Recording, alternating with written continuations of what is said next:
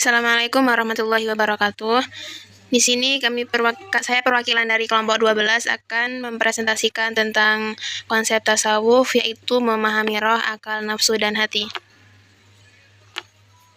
Untuk pendahuluan adalah tasawuf merupakan dimensi spiritual dalam ajaran Islam yang menekankan pada penyucian jiwa dan pendekatan diri kepada Allah Subhanahu wa Ta'ala. Dalam kajian tasawuf, manusia dipahami bukan hanya sebagai makhluk jasmani, tetapi juga memiliki dimensi ruhani seperti roh, akal, nafsu, dan hati. Keempat unsur ini memiliki peran penting dalam membentuk kepribadian dan kualitas spiritual seseorang. Dan di sini saya melampirkan beberapa tokoh terkemuka, yakni beberapa ulama sufi seperti Imam Al-Ghazali dan Ibnu Arabi. Keduanya sering membahas tentang tasawuf, dan dari sekian banyak yang dibahas diantaranya seperti bagaimana cara manusia mensucikan diri agar mencapai derajat insan kamil, yaitu manusia sempurna. Beberapa rumusan masalah yang dibahas adalah apa pengertian roh dalam tasawuf, bagaimana konsep akal menurut tasawuf, dan apa yang dimaksud dengan nafsu dan tingkatannya, bagaimana peran hati dalam kehidupan spiritual. Untuk pembahasan yang pertama, kita akan membahas tentang konsep roh dalam tasawuf. Roh yakni sumber kehidupan spiritual. Roh bersifat suci dan selalu cenderung kepada kebaikan serta kebenaran.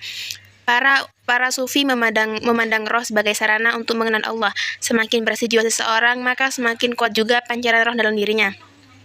Dan bagaimana konsep akal dalam tasawuf? Menurut Al-Ghazali, akal memiliki peran penting dalam membimbing manusia menuju kebenaran, namun memiliki keterbatasan dalam memahami hakikat ketuhanan.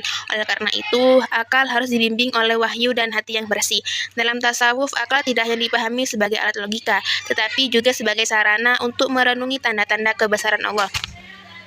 Kemudian pembahasan yang kedua yakni konsep nafsu dalam tasawuf. Nafsu adalah dorongan atau kecenderungan dalam diri manusia. Dalam tasawuf, nafsu sering dikaitkan dengan sifat-sifat negatif yang harus dikendalikan.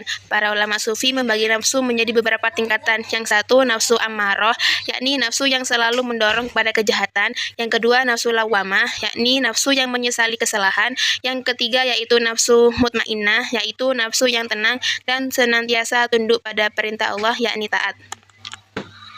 Kemudian pembahasan yang ketiga yaitu konsep hati qalbi dalam tasawuf. Hati dalam tasawuf bukan sekedar organ fisik, tetapi pusat kesadaran spiritual manusia. Hati adalah tempat iman, makrifat, dan cahaya ilahi. Menurut para sufi, apabila hati bersih, maka seluruh perilaku manusia akan baik. Sebaliknya, jika hati kotor oleh dosa dan maksiat, maka akhlak seseorang akan rusak.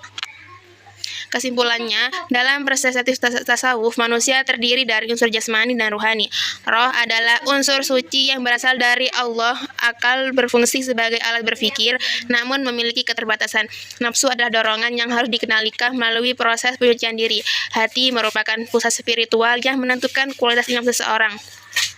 Keempat unsur ini saling berkaitan dan menentukan perjalanan spiritual manusia dalam mendekatkan diri kepada Allah Subhanahu wa Ta'ala. Mungkin cukup sekian yang bisa saya sampaikan. Terima kasih. Mohon maaf atas segala kekurangan. Wassalamualaikum warahmatullahi wabarakatuh.